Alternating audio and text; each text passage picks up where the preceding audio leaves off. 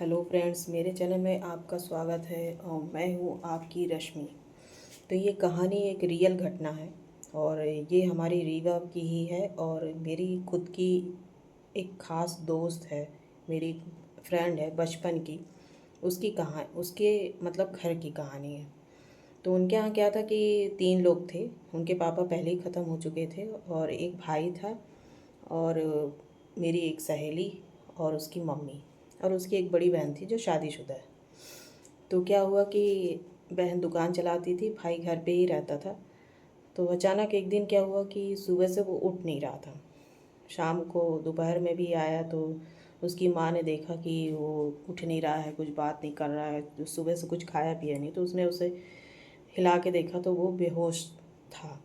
फिर वो नीचे दुकान वालों को बुला के लाई और उसको सीधे हॉस्पिटल में एडमिट किया।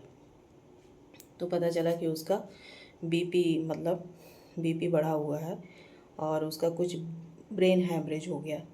अब ब्रेन हैमरेज हो गया तो उसका क्या हुआ कि ऑपरेशन कर दिया डॉक्टरों ने। अब ऑपरेशन करने के बाद उसकी क्या हालत हुई, वो कोमा में चला गया। समझ लीजिए कि वो लड़का 2 महीने कोमा में रहा। पूरा उसको नली के द्वारा ही जो भी पानी दाल का पानी, लिक्विड आहार में उसे रखा गया, क्योंकि ये लग रहा था कि शायद वो सही हो जाएगा, कल ठीक हो जाएगा, परसों ठीक हो जाएगा। और उसकी माँ की क्या हालत हुई है आप सोच भी नहीं सकते हैं। एक माँ के लिए कितना दर्द भरी घटना होती है कि उसके बेटे के साथ उसका बेटा, जवान बेटा बिस्तर पे पड़ा है और उसकी माँ उसकी सेवा कर रही है। सोचिए कितना कठिन कठिन परिस्थितियाँ हो जाती हैं ऐसे में। बहन और दोनों माँ एक दूसरे के साथ में रहते थे और उसकी सेवा करते थे कि कभी न कभी ये ठीक हो जाएगा। लेकिन पता नहीं क्यों डॉक्टरों की लापरवाही थी उसे कहना चाहिए, या क्या था, क्योंकि जो ब्रेन हेमरेज हुआ उसका, तो जो ऑपरेशन हुआ था वो कितना सही था कितना गलत था, अब ये आप सोच सकते हो। अगर ऐसा हुआ है वो उसके बाद कोमा में चला गया, तो यही है कि ऑपरेशन डॉक्टरों ने सही ढंग से किया नहीं, जिसके कारण वो कोमा में चला गया।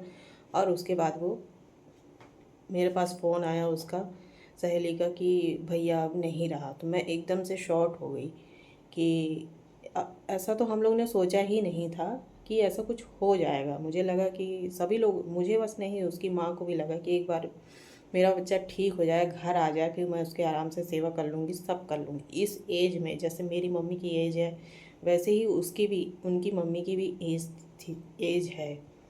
अब सोचिए उनका जवान लड़का चला गया आंखों के सामने, बेचारी, मतलब क्या ही कहना चाहिए, मतलब सोच के भी रूह कांप जाती है।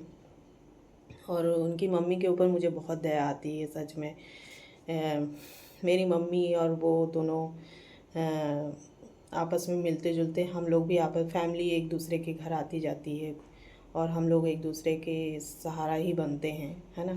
क्योंकि मैं उसकी परेशानियां समझ सकती हूँ कि मेरे पास भी कोई भाई नहीं है, पिता का साया नहीं है, तो ऐसी मतलब कैसी कैसी दिक्कतें आती हैं ये मैं जानती हूँ और मैं उनकी परेशानियों को समझ सकती हूँ। अब दोनों माँ बेटी बची हैं, जैसे हमारी फैमिली है वैसे उसकी फैमिली है। अब दोनों जन माँ बेटी हैं, अपना जीवन यापन कर रही हैं, लेकिन उसमें भी उसकी जो बड़ी बहन है तो वो अब इंटरफेयर बहुत ज़्यादा कर रही है।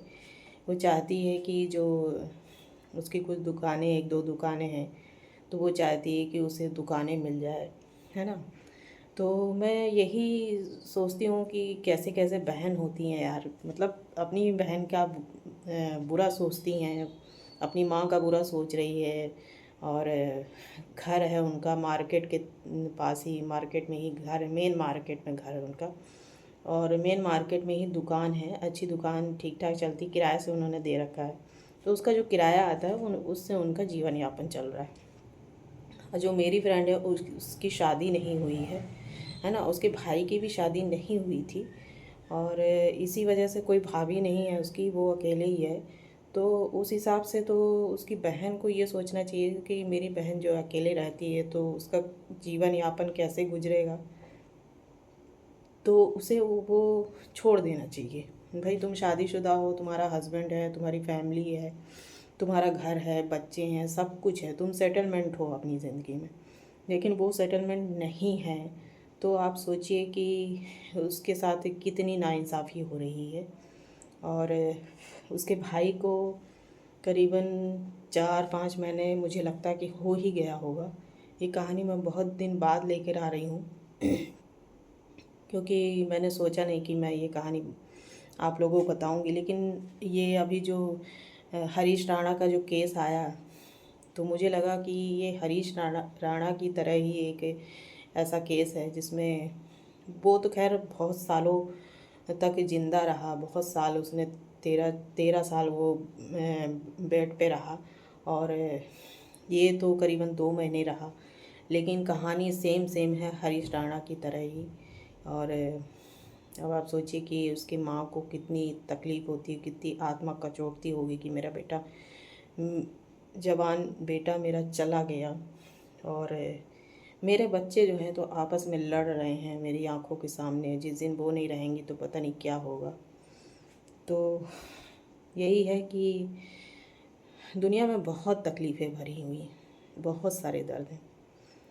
और एक दिन मैं आपको अपनी भी कहानी बताऊंगी। मेरी भी कहानी कुछ ऐसी ही है कि अभी इस ब्लॉग में तो मैं नहीं बताऊंगी। अगला ब्लॉग या जो कभी जब मेरी खुद की इच्छा होगी तो मैं आपके सामने अपनी कहानी भी पेश करूंगी। मैंने भी कष्ट बहुत पाए, मेरे घर में भी काफ़ी कष्ट रहा, परेशानियां रहीं, क्योंकि मेरा कोई भाई नहीं है, कोई पिता नहीं है ना। हमने और मम्मी ने अपनी ज़िंदगी कैसे गुजारी है और कैसे गुजार रहे हैं, ये मैं आपको ज़रूर बताऊंगी। तो अगले ब्लॉग में मिलते हैं फ्रेंड, बाय। और मेरे चैनल को लाइक करिएगा, सब्सक्राइब करिएगा, और फिर ऐसे ही अच्छी अच्छी कहानियों के साथ मिलती हूँ। ठीक है, बाय।